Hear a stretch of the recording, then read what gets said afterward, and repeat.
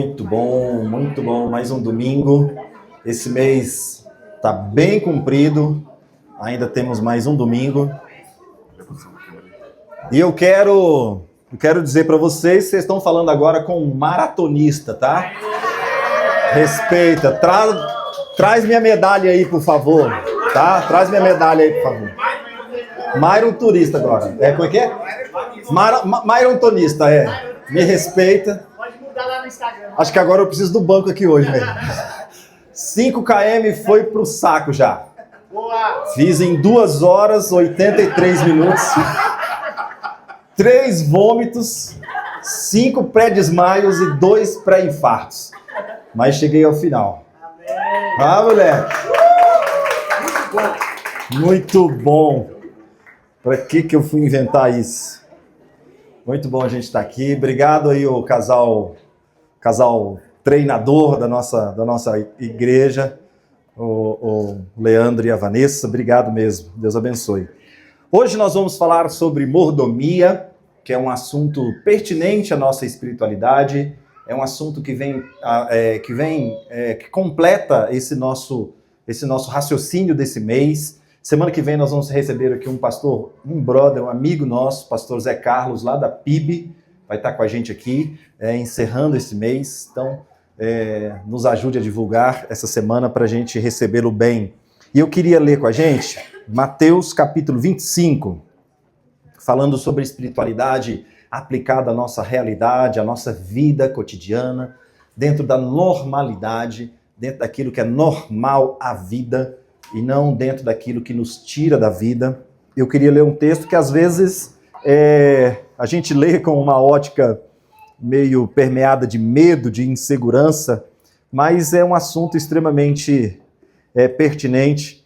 Esse texto de Mateus 25, nós vamos ler a partir do verso 31. Diz assim: quando o Filho do Homem vier em sua glória, com todos os anjos, assentar-se-á em seu trono na glória celestial. Todas as nações serão reunidas diante dele, e ele julgará uma das outras como o pastor separa as ovelhas dos bodes. E colocará as ovelhas à sua direita e os bodes à sua esquerda.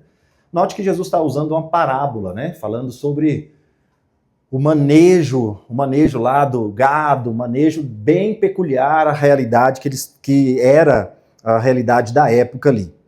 Então o rei dirá aos que estiverem à sua direita: venham, benditos de meu Pai, recebam como herança o reino que lhes foi preparado desde a criação do mundo.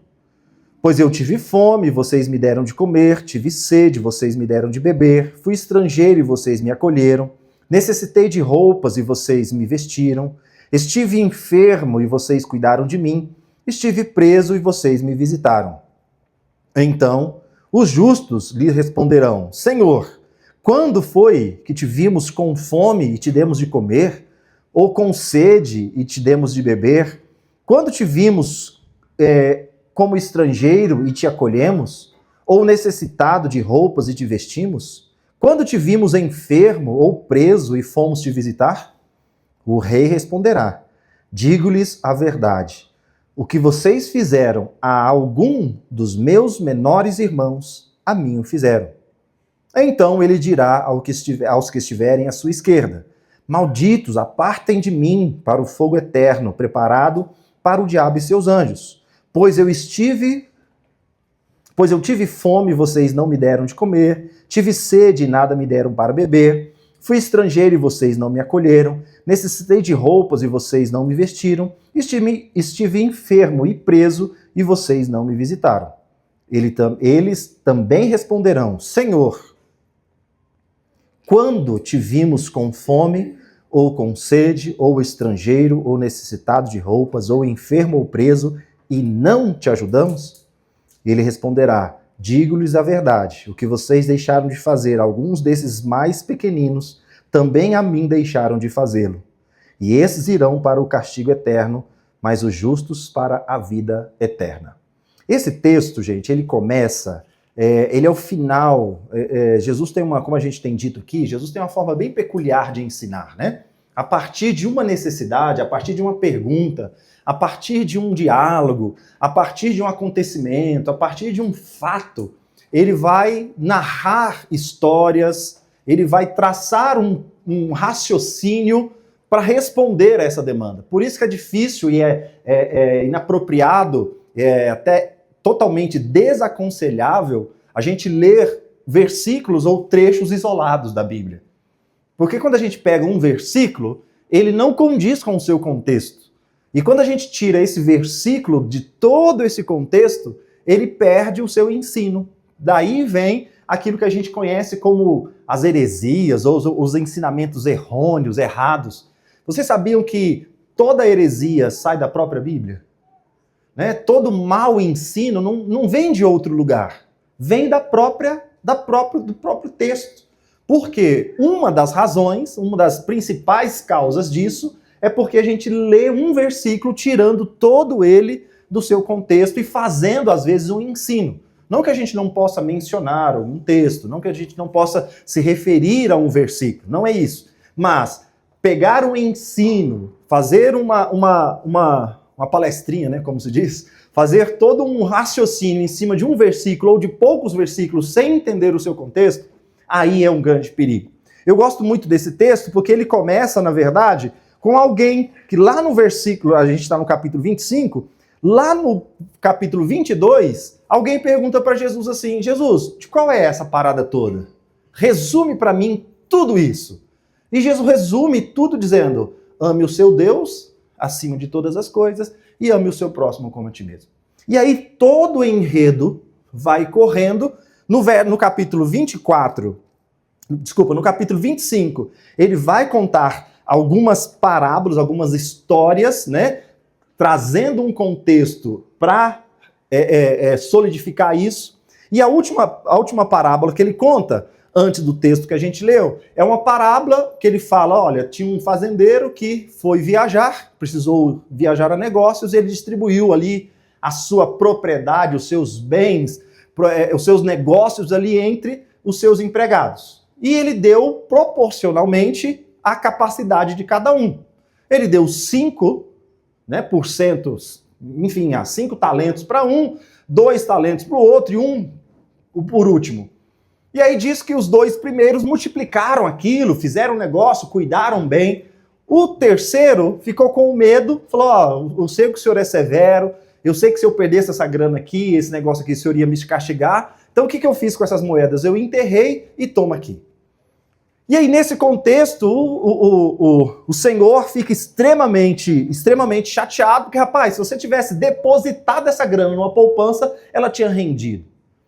Então o contexto dessa parábola e desse texto que a gente leu é justamente aquilo que nós fomos convidados por Deus para fazer nessa terra. Qual a pergunta que mais me intrigou durante, principalmente, a minha adolescência? Eu sou filho de pastor, primo de pastor, irmão de pastor, tio de pastor, sobrinho de pastor, quer dizer, não sei, né? Não, eu sou novinho, não tenho idade para ser tio de pastor. E aí, enfim, a minha pergunta sempre era, gente, o que significa ser cristão? Para quê? A gente vai para a igreja domingo, canta 4 corinhos, oferta, ouve uma palavra e vai embora. Domingo a gente faz o quê de novo?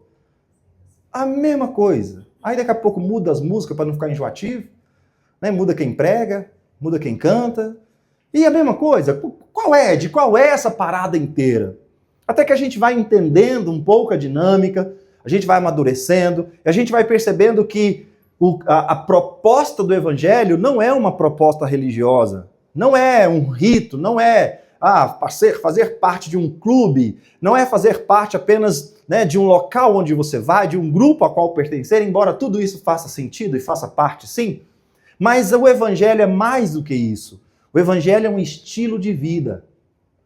E mais do que isso até, o evangelho propõe para o ser humano aquilo que foi originalmente proposto lá no Éden. Desde o primeiro momento do Éden, Deus sempre participou, o homem, o ser humano, de todas as suas questões, de toda a sua vida. Se a gente for lá, ler lá nos primórdios do Gênesis, a gente já vai ver Deus participando o homem da sua criação, do jardim, olha, encham a terra, multipliquem, cultivem o jardim. Daí vem a palavra cultura, vem justamente da ideia de cultivar. Ou seja, de fazer daquilo que está, daquilo existente, o seu fluxo, a sua perpetuação. Ou seja, Deus sempre criou o ser humano para participar com ele daquilo que ele produz.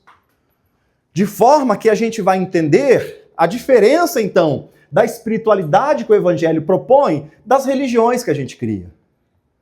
A religião que nós criamos coloca um Deus numa perspectiva futura, onde a religião é o mecanismo, é o esforço, é a cultura, é o exercício, são os dogmas para a gente alcançar esse Deus lá distante, lá na perspectiva futura.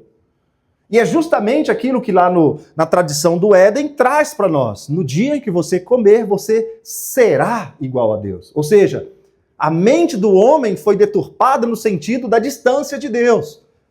No Éden, Deus é a origem, Deus é a fonte, Deus é o Criador. Ele está à retaguarda do homem, fomentando a sua vida.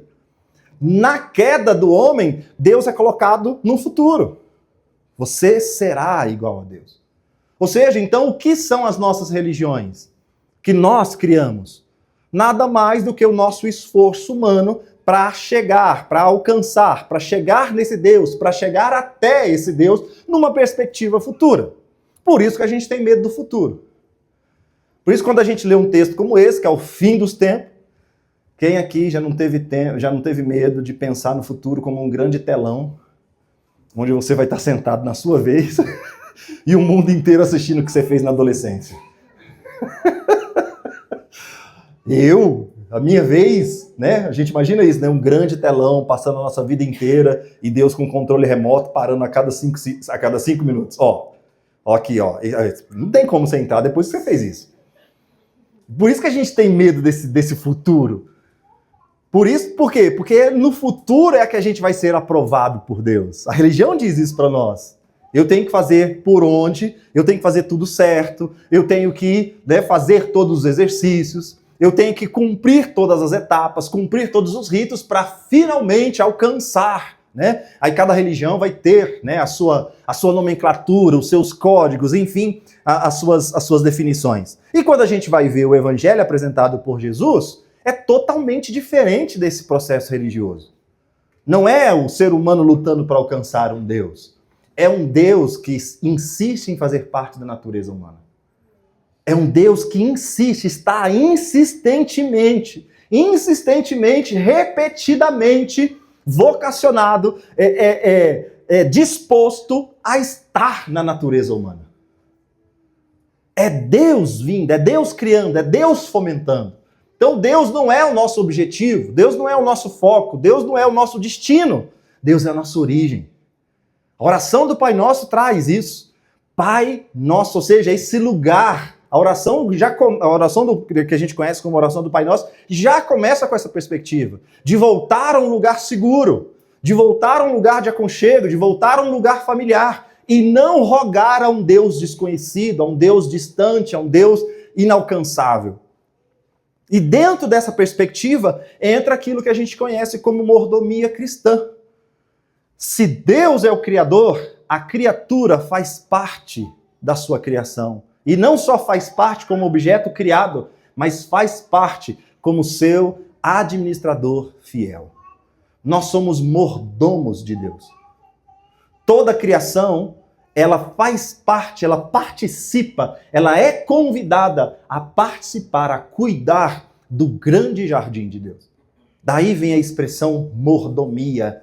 Nós somos mordomos de Cristo, nós somos mordomos do reino, nós somos responsáveis, nós somos coparticipantes desse reino.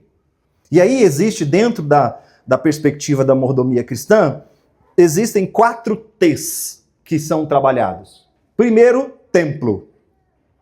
Segundo, tempo. Terceiro, talento. E 4, tesouro. Nós cristãos somos chamados a trabalhar esses 4 T's. Primeiro, templo. Nós somos templo do Espírito Santo. Por que correr 5 quilômetros? Porque eu preciso cuidar desse corpício. Por que ir para academia, pelo amor de Jesus Cristo? Por que fazer dieta? Ah, gente, recebi minha dieta essa semana. Sangue de Jesus tem poder. Não tive nem coragem ainda de começar, Leandro. Eu nem abri o arquivo ainda. Não tive nem coragem. Porque, vou te falar, pelo pouco que a Fernanda me falou, o negócio é feio. É erva, velho. E não é aquela, não. Não se empolga que não é ela. Já ia pedir. O primeiro T da mordomia é: nós somos responsáveis pela nossa saúde. Como nós somos desleixados quanto a isso, né? Nós cristãos, em sua maioria, nós somos muito vacilões em relação a isso. Por muito tempo, cuidar do corpo, cuidar da beleza, cuidar da saúde era sinônimo de quê? De vaidade. Sinônimo de sensualidade. Cuidado, irmão, tá muito bonitinho. Você tem que vir mais feio. A mordomia fala: Deus soprou vento para dentro do nosso corpo. Existe um cuidado com a nossa saúde. Existe um cuidado. O cristão é responsável pela vida que Deus deu. O segundo T, que é o tempo, o cristão também é chamado a uma melhor administração do tempo. Fazer com que o tempo seja tempo produtivo, fazer com que o tempo seja um tempo útil, fazer com que o tempo inclua inclusive descanso. Não é à toa que lá no Gênesis, o Deus, criador de tudo, no 7º dia, ele descansou. Ou seja, quanto do nosso tempo tem sido também um motivo, né, de onde vêm as maiores tragédias emocionais, mentais.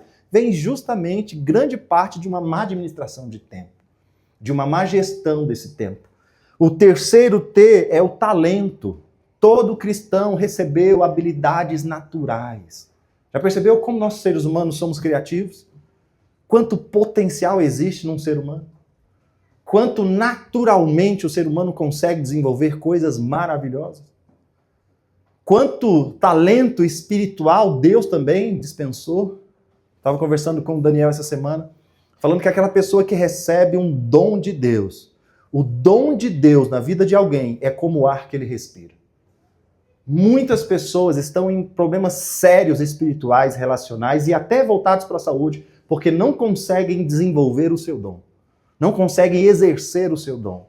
Seja ele natural, seja ele espiritual, seja ele eclesiástico. Nós precisamos cuidar melhor das suas habilidades.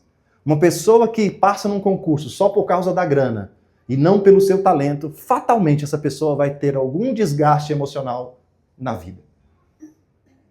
A pessoa que trabalha só pela grana e não consegue se realizar naquilo que faz, essa é a diferença entre trabalho e serviço. Serviço é aquilo que eu faço pela sobrevivência. Trabalho é aquilo que eu faço para imprimir a minha identidade. Uma pessoa que trabalha, uma pessoa que exerce alguma atividade, que não consegue se reconhecer nela, fatalmente essa pessoa está adoecida e adoecendo geral. Por quê? Porque Deus, para o trabalho, Ele deu as vocações. Ele deu os talentos.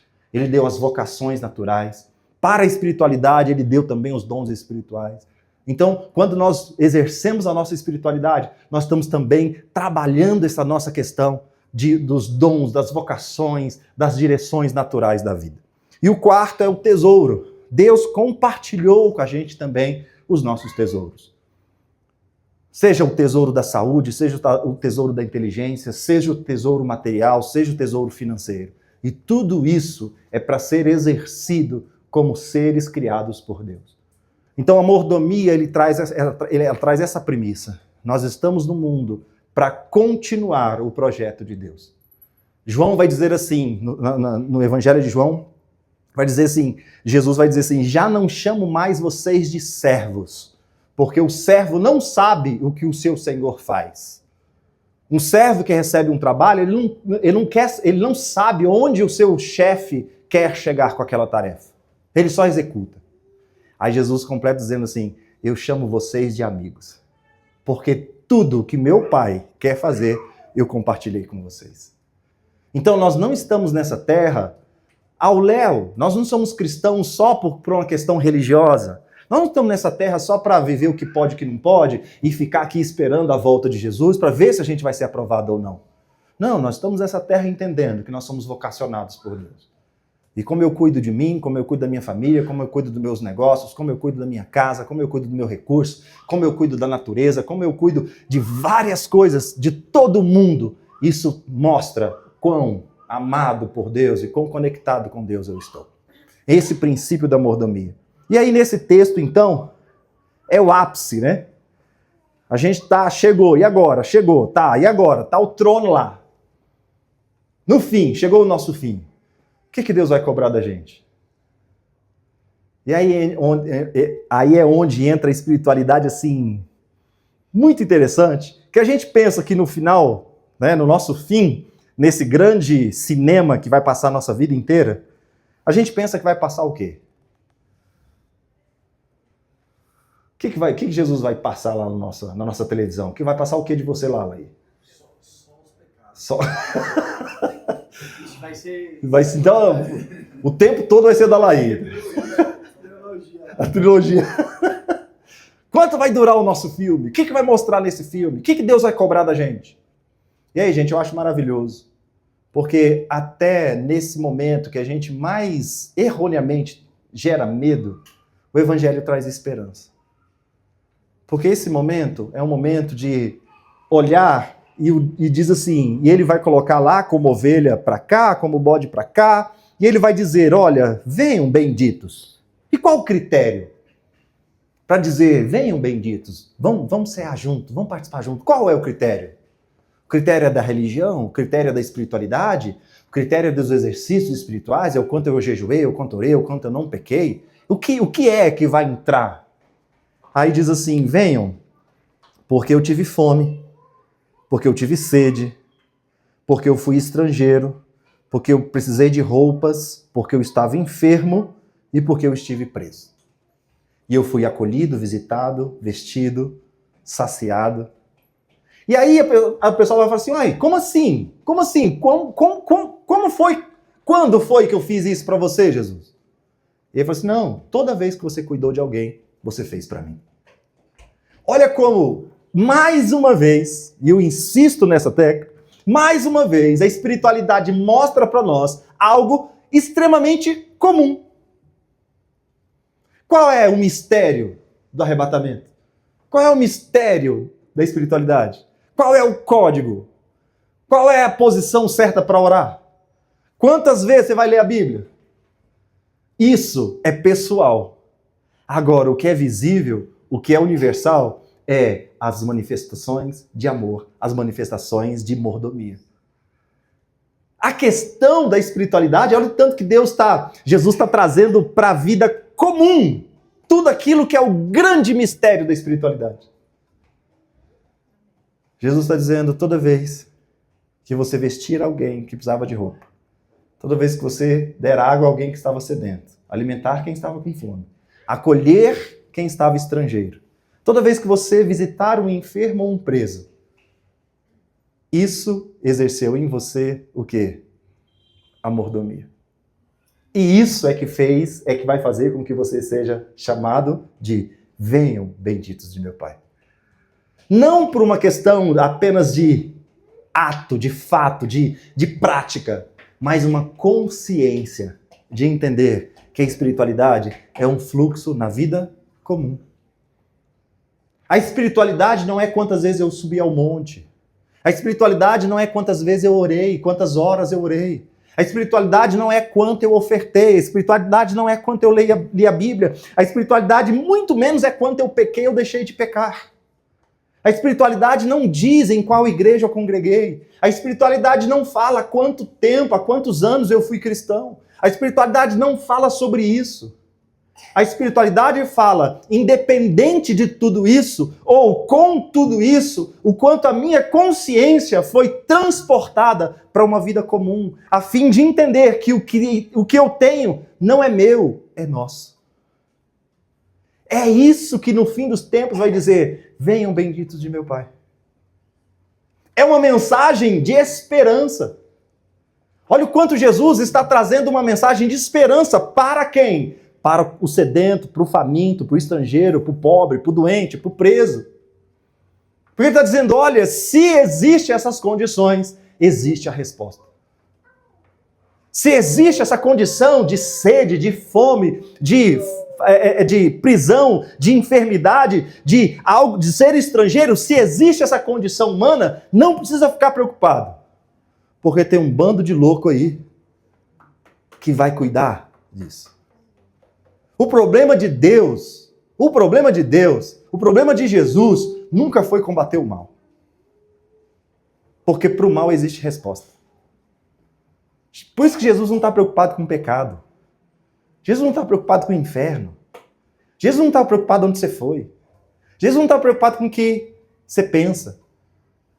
Jesus está preocupado com o quê? Qual é o lugar do outro na sua vida?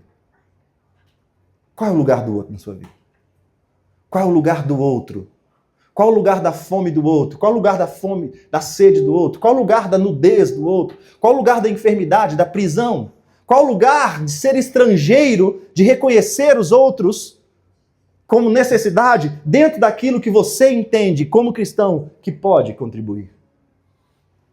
Não é à toa que no Novo Testamento existe muito mais repetidas vezes a expressão uns aos outros do que céu e inferno juntos. Enquanto a nossa natureza cria religiões que quer conquistar Deus subindo no monte e até matando o irmão, às custas do irmão, às custas do semelhante. É o fariseu que está orando e dizendo, olha, Senhor, obrigado, porque eu não sou como o Nerivaldo. Eu não sou como este irmão que está aqui ao meu lado. Olha como eu sou perfeito. E aí Jesus está dizendo, não é sobre isso. É sobre como eu, na minha condição, consigo entender o outro. Consigo acolher o outro. Na minha fartura, onde está a fome do outro? Na minha saciedade, onde está a sede do outro? Na minha liberdade, onde está o acolhimento ao preso? Na minha fartura, onde está a escassez do outro? O que conta para o reino de Deus não é seres humanos lutando para conquistar um Deus misterioso, mas são seres humanos repletos de espiritualidade, repletos de amor, conectados com Deus, que transbordam em ações comuns da espiritualidade. Nós não precisamos sair da nossa vida comum para viver espiritualidade. É agora que eu serei aprovado. Ah, finalmente, saí, estou num nível maior. Fiz 7 jejuns, 8 campanhas. Você tá doido? Se Jesus voltar agora, eu tô, ó... Já contei a experiência para vocês? Uma pessoa que falou para mim que dormir pelado ficava? Irmão, eu estava hospedado na casa de uma família e a casa era muito simples, acho que não tinha porta, só tinha lençol nas portas. E aí acho que a pessoa viu eu dormindo sem camisa. E no dia seguinte, no café da manhã, a irmã falou assim, missionário, eu era seminarista na época, sabia que se Jesus voltar a gente tiver sem roupa, a gente fica? Eu falei, irmã, sério que você está falando isso para mim? A minha 5ª série foi lá em cima. Eu falei assim, irmã, me fala mais sobre isso. É verdade. Se Jesus voltar, se estiver pelado, você fica. Eu falei, irmã, e como fica no banho? Fica. E eu fui fazendo as perguntas, né? Até que eu cheguei no auge, né? Eu era solteiro, doido para casar. Eu falei assim, irmã, e na hora? Fica também. Eu falei, irmã, então esse Deus aí eu prefiro ficar. Misericórdia, irmão! Eu falei, pois eu prefiro ficar. Qual é o fato da vida que a gente precisa fugir para alcançar a espiritualidade? Qual é a cena da vida que a gente precisa se autoflagelar para dizer, isso aqui Deus não está. Nisso aqui Deus não está. Nesse motivo de eu estar preso, Deus não vem me visitar. Eu estou preso porque eu matei. Eu estou preso porque nesse lugar aqui Deus não vem. Eu estou com fome porque eu não consigo administrar minha grana. Nesse lugar aqui Deus não vem. Eu estou estrangeiro porque perdi tudo. Estou estrangeiro, ouvi essa semana de uma pessoa que está pensando seriamente em aposentar. E a frase dela em lágrimas foi, porque eu já me sinto num mundo eu já me sinto inútil nesse mundo em constante mudança. Essa pessoa não é uma pessoa estrangeira? Pessoa tão deslocada na vida que ela não consegue mais se conectar? Nesse lugar aqui, Deus não vem me visitar. Nesse lugar de sede, Deus não vem me visitar porque eu sou pobre. E aí Jesus está dizendo assim, olha, o evangelho vai se manifestar justamente na mais selvagem das vidas. Que existe algo mais selvagem do que fome e sede? Existe algo mais humano do que solidão? Existe algo mais humano do que sentir sozinho? Do que ser preso? Existe algo mais humano do que as necessidades básicas?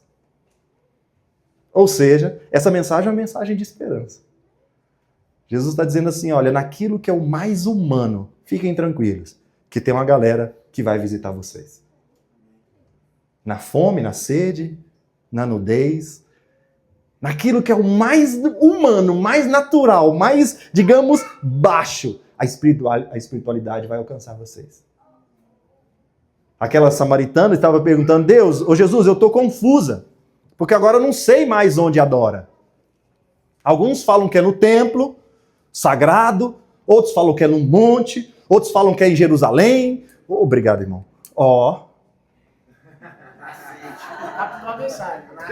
Venham benditos de meu Pai. Venham benditos do meu Pai. A samaritana estava em dúvida, porque ela estava pensando em quê?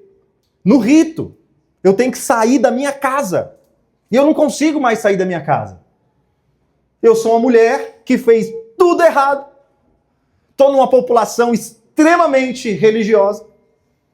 Para pegar água no poço para minha sede, eu preciso ir fora do horário para eu não ser visto. O pessoal pega água às 6 da manhã antes de amanhecer. Eu tenho que vir aqui no sol do meio-dia.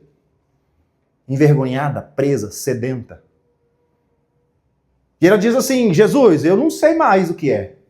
Porque alguns falam que é aqui, nesse monte, outros falam que é em Jerusalém, é no templo. Jesus fala assim, ô querida, fica tranquilo. A hora chegou em que os verdadeiros adoradores adorarão ao Pai em espírito e em... O que significa isso? Independente da sua realidade. Você não precisa sair dela para adorar a Deus. Você não precisa sair de uma realidade para falar assim, opa, visitei Deus. Deus me visitou. Você vai lavar a louça na sua casa com 3 meninas e ver Deus lá. Amém? Você vai trabalhar num trabalho difícil e vai ver Deus lá. É no trânsito. Por quê? Porque a espiritualidade vem para aquilo que é a mais baixa, não no sentido de demérito, mas aquilo que é a mais rasteira, vida e vida humana. Não precisa sair do seu estado de humano para você encontrar a espiritualidade. Você já pensou exigir de um preso que ele saia da prisão para encontrar Deus? Já imaginou falar para um pobre que ele precisa sair da realidade dele para encontrar Deus? Já pensou um faminto? Você fala para ele assim, não, faz o seguinte, come lá, se fortalece e depois você vai vir aqui encontrar Deus. Você já imaginou se a espiritualidade fosse isso?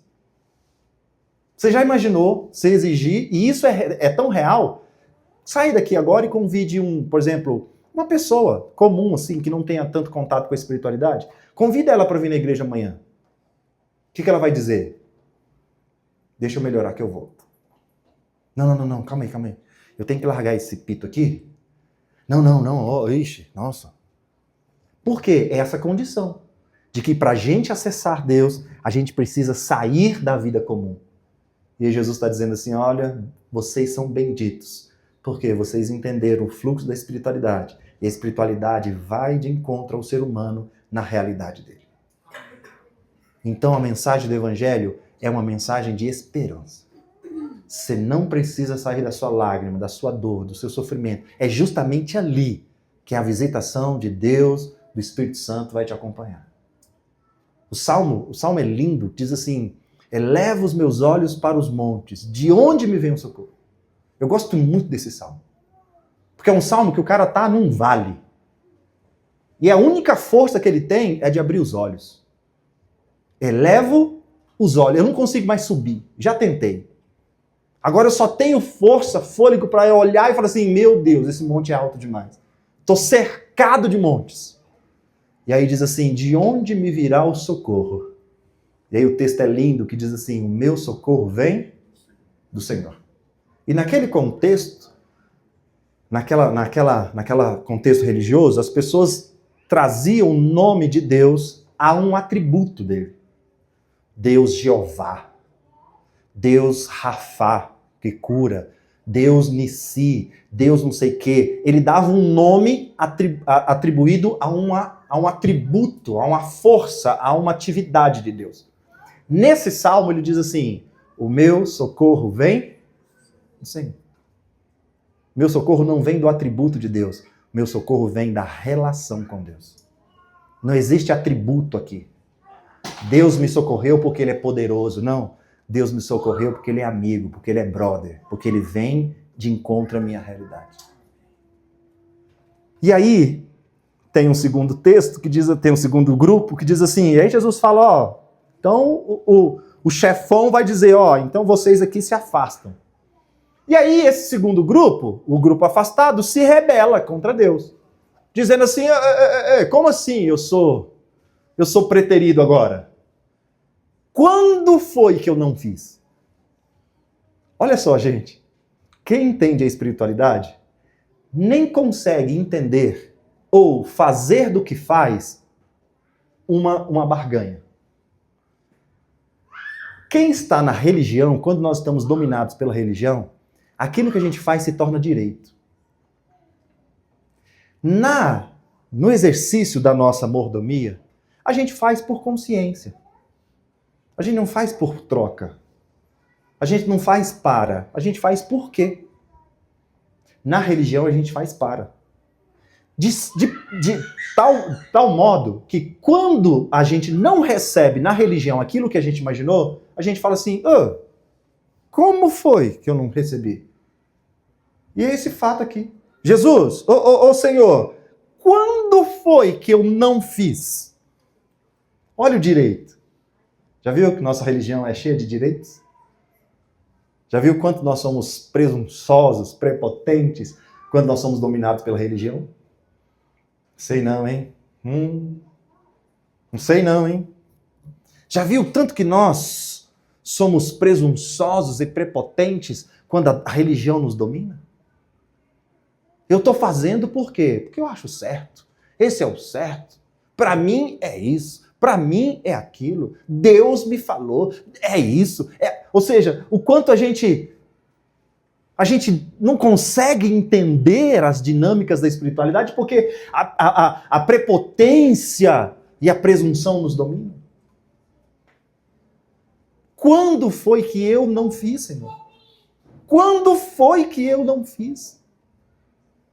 Quem quer conquistar Deus, quem passa a vida tentando conquistar Deus, faz da relação com Deus o seu direito.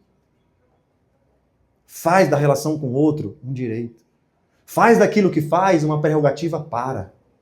Faz do que executa um direito a. Nós somos assim. Eu paguei. Eu fiz. Eu sou homem. Eu sou mulher. Eu sou criança. Eu sou isso. Eu sou aquilo. Eu tenho direito a. E a religião nos ensina isso de uma forma maestral. Toda vez que a gente sentir no nosso coração que nós somos melhores, cuidado. Quando foi que eu não fiz? E qual foi o critério que Jesus usou? Teve sede, teve fome, teve nudez, teve estrangeiro, teve preso, teve doente, mas não houve acolhimento. O critério é o mesmo. O critério é a consciência do outro. A religião ensina o nosso direito. Eu preciso fazer para. A espiritualidade nos ensina a fazer por quê? Por que a gente faz? Já percebeu que às vezes a gente tem diálogos lindos, diálogos perfeitos, com pessoas maravilhosas. E qual é o critério? Eu gosto muito de observar isso. Já viu que às vezes nas nossas conversas não entra o quanto a gente ganha? Não entra o que a gente faz? Não entra quem a gente ajudou? Mas nas nossas conversas a gente vê paixão, a gente vê entrega, a gente vê gente consciente pelo que faz. Gente, é tão lindo a gente observar. Mas tem conversas que às vezes a gente, né, até se ouvindo, a gente fala, meu Deus, quão pequenos nós somos ainda. Porque é o tempo inteiro dizendo o quê? O que fez, o que comprou, o que pagou, quanto pagou, para onde foi, se pagou à vista. Ou seja, nossa cultura às vezes nos leva facilmente para esse lugar do eu em detrimento de. A espiritualidade vai colocar o outro em detrimento de mim. Porque eu já recebi do Senhor, então agora eu compartilho. Então, a mordomia não é um trabalho que a gente faz para a gente alcançar Deus. Mordomia é uma consciência de como a gente vive para compartilhar com o outro o Evangelho. A gente ganha dinheiro, gente, para viver? Sim. Precisamos dele? Sim. Mas essa não é o nosso alvo, nosso objetivo. A gente vai lá por um pretexto de encontrar pessoas. A gente precisa se relacionar, precisa ir, precisa vir, precisa comprar, precisa negociar. Sim, mas nosso coração não está aí. Nosso coração está no pretexto de encontrar pessoas. Nosso pretexto está em conhecer, se conectar com pessoas. A partir daquilo que eu faço, a partir de onde eu vivo, a partir do que eu tenho, a partir de tudo, é uma oportunidade para eu manifestar esse reino que vai sendo manifesto e conhecido na vida comum. Então, nosso problema, nosso maior alvo, nosso maior objetivo não é vencer, não é fazer algo para Deus. Mas o nosso grande desafio, dentro desse contexto religioso humano, é entender que as coisas mais simples e triviais da vida são profundamente arraigadas na espiritualidade. Um almoço com alguém equivale a um culto. Um copo com água, a Bíblia diz, né? Um copo com água dá um galardão. Uma visita, um alô. O Totti estava falando semana passada aqui, falou, Myron, nós da Porto precisamos criar um alvo aqui, de nos lutos a igreja enviar uma coroa de flores. Falou, Myron, para quem dá coroa, talvez não tenha tanto significado. Mas para a família que pega a coroa e olha lá o nome de quem enviou, aquilo dá um conforto. Percebe, gente? O evangelho vai ser conhecido aí. Então, a igreja não vai ser conhecida como mensageira e como alguém que está na mordomia divina, na mordomia cristã, pelo número de membros, pela teologia, pelo prédio. Mas a igreja de Jesus vai ser conhecida quando ela exercer a vida espiritual na mais humana das realidades. É nas lágrimas que o evangelho vai acolher. É no sofrimento, é no ser estrangeiro, é no acolhimento. Essa semana uma pessoa me procurou e falou assim, Mário, eu nunca vivi isso, eu estou assustado, porque eu nunca vivi isso. E eu lembrei desse texto, assim, olha o estrangeiro aí. Olha o estrangeiro. Estrangeiro não é só quem vai para outro país, não. Quem passa por um divórcio, está num lugar estrangeiro, porque nunca imaginou estar nessa condição. E é totalmente atípico, é totalmente diferente. O evangelho está para acolher essa pessoa. Ou seja, quantos de nós aqui tivemos crises existenciais? Quem sou eu? Onde eu estou? Para onde eu vou? Alguém já teve? Hoje cedo? Acordou estranho já. Quem eu sou? Essa pessoa está num lugar estrangeiro. Vamos acolher essa pessoa. Quantas famílias não passam pelo lado estrangeiro ao chegar um bebê em casa? Alegria, mas ao mesmo tempo o quê? Ai meu Deus, desespero. Ai meu Deus, o que eu faço com esse serzinho aqui agora? Não é um lugar estrangeiro? O evangelho está lá para acolher. Quantas pessoas estão no concurso? Quantas pessoas estão no novo emprego, no novo relacionamento, numa nova igreja, numa nova perspectiva de fé? Essa semana conversando com uma pessoa, falou assim, Maio, parece que toda a minha vida espiritual passada não valeu. Eu falei, não, valeu tudo. Calma, não joga fora não. Por quê? Porque a pessoa está se sentindo agora estrangeira. Opa, calma. Ou seja, gente, olha o quanto o evangelho é na vida comum. Então Jesus nos chamou para na vida comum sermos responsáveis pelas pessoas. É preciso amar as pessoas como se não houvesse amanhã. Porque se a gente parar para pensar, o amanhã realmente não existe. A gente só tem o hoje. Amém? Vamos orar? Tiagão, levita de berço. Vamos cantar a nossa música? Quando está escuro. Fez aniversário! É meu menininho! E a primeira dama também! Que gracinha! Vamos orar, gente? Agradecer a Deus. Agradeça a Deus porque há esperança pra gente. Na fome, na nudez, no lugar estrangeiro, no lugar estranho, na enfermidade, na prisão, existe esperança. E abra seus olhos, porque a resposta está perto de você. Abra seus olhos. O Evangelho já está perto de você. É um convite, é um abraço, é um bom dia. O Evangelho está aí. Não preocupa com estrutura, não preocupa com um convite muito elaborado. O Evangelho é sensível. O Evangelho é sensível.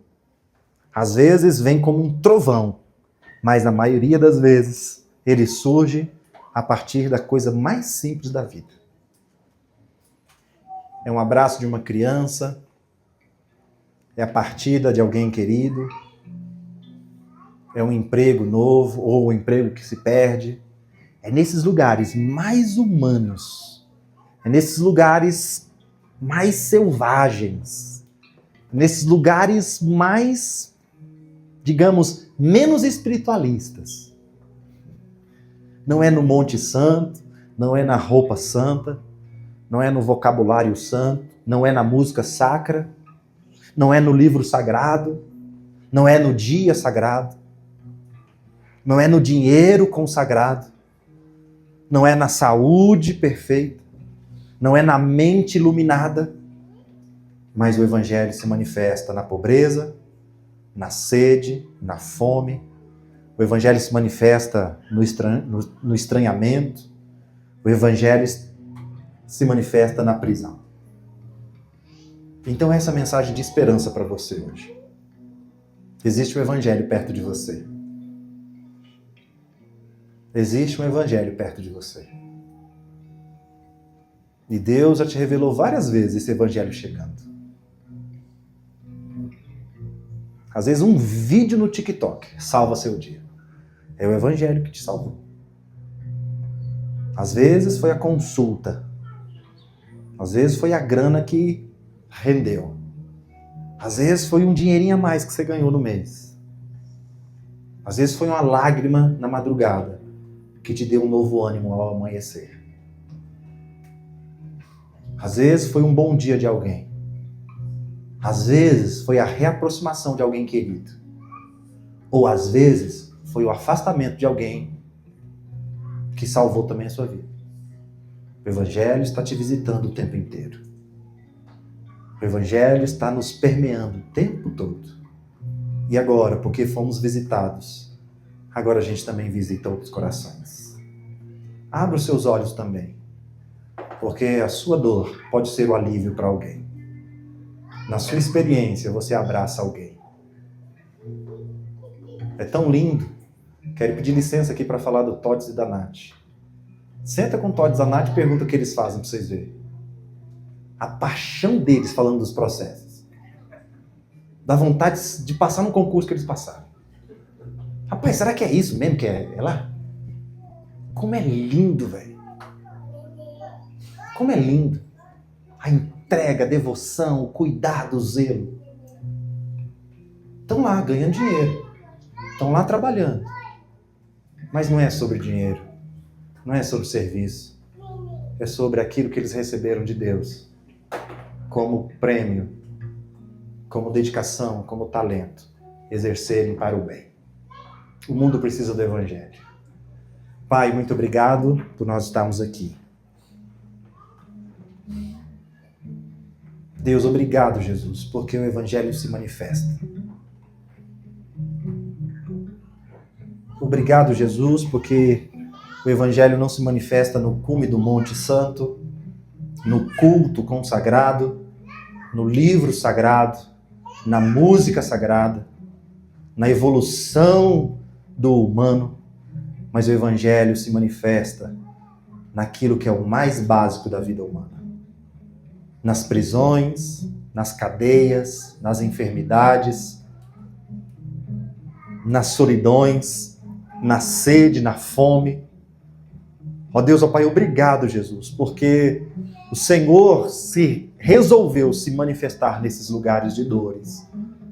E a gente pode dizer felizes hoje que há esperança para nós. Há esperança para a nossa vida. Deus, e obrigado porque um dia o Senhor visitou o nosso coração.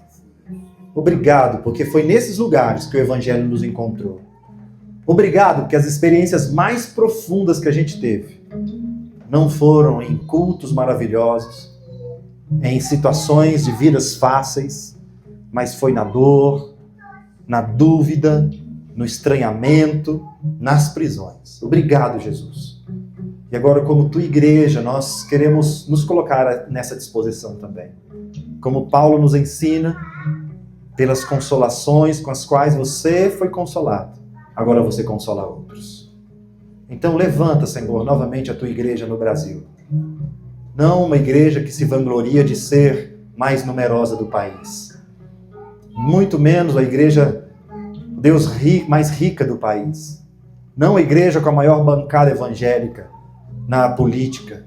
Não uma igreja com, ó Deus, ó Pai, qualquer outras performances. Mas levanta, Senhor, a tua igreja como uma igreja que está disposta a, na vida natural, a abraçar, a acolher e a cuidar. Deus, levanta a gente. Deus, no nosso trabalho, na escola, em casa, na vizinhança, naquilo que é o mais normal da vida comum. A gente reconhecer o Evangelho nos guiando e a gente entrar nesse fluxo para alcançar mais pessoas também, para abraçar mais pessoas também. É o que nós te pedimos, no nome de Jesus. Eu não posso terminar aqui sem dizer outro exemplo, né? Esses dias no aniversário do Leandro, eu falei assim, vem cá, Leandro, vem cá, Vanessa. Eu falei assim, parabéns, pastor Leandro. Ele falou assim, vixe. E eu falei, cara, olha como o evangelho é simples, né? Falei que eu ia te chamar aqui, né? Lá você fica me arrochando, aqui eu vou te arrochar. Levanta a cabeça, Mário, olha pra cima. Cara, um cara que gosta de correr. Até aí tudo bem. Vai correr sua corrida em paz. Mas ele falou assim, não, espera aí. Tem muita gente que precisa correr também. Aí esse casal se propõe a montar um grupo de corrida 5 horas da manhã, terça, quinta e sábado. Aí você pensa que é só correr, né? Aí esses dias eu tava lá bufando nos 200 metros rasos. Você nem sabe disso, né? Eu tava lá morrendo nos meus 200 metros. E ele falou assim, Mairão, daqui 1 ano você tá no Rio de Janeiro correndo a maratona de 21 km. Eu falei, vai se lascar, rapaz. Eu não tô nem... É isso mesmo. Olha só, isso não é esperança, gente? É isso mesmo. E aí o Leandro e a Vanessa abrem a casa deles para fazer festa, para acolher as pessoas, para cuidar das pessoas. Doa grana, doa kit. Eu falei assim, Leandro e Vanessa, vocês são um casal de pastores. Tá vendo que não precisa de culto, gente? Tá vendo que não precisa de ser pastor missionário na África? Pode ir se quiser também. Mas em Águas Claras, vocês estão sendo pastores de uma galera. Esse é o Evangelho. Então, se Jesus te chamou para ser pastor, vem que a piscina está quente. Não tem problema não, pode vir. Cai para dentro, a água está rasa e quente. Mas você não precisa ser um sacerdote. Você pode ser um publicitário, pode ser um vendedor de carro, um professor. Pode ser o que for, pode ser um cozinheiro, faxineiro, presidente da república. O importante é, naquilo que eu faço, eu cuido de gente. Naquilo que eu faço, eu gosto é de correr. Mas tem gente querendo correr também. Isso mesmo. E tem gente precisando correr. E tem gente precisando ser cuidada. E tem gente precisando ser incentivada. Então, Deus coloca a gente no mundo, gente, não é pra gente ganhar a vida. É pra gente compartilhar a vida que a gente tem. Amém? Amém. Deus abençoe. Até semana que vem. Amém. Obrigado. Obrigado. E eu, querido, uma oportunidade. Tava ali pensando. Fala, agora, pastor. né? Fala, pastor. Tava ali pensando agora, né? Um jeito de ativar